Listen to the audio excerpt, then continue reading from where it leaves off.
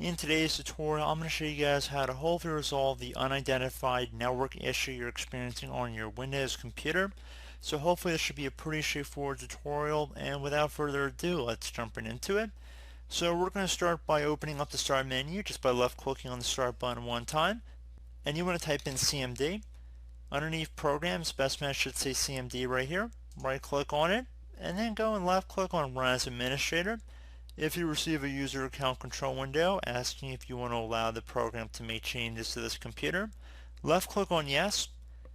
Now into this elevated command line window, you want to type in ipconfig space /flush DNS, exactly how it appears on my screen, and then you want to hit enter. Once you've done that, you want to type in netsh space winsock space reset. So again, netsh space winsock space reset. Then you want to hit enter. Now I'd recommend restarting your computer, and hopefully your issue has been resolved.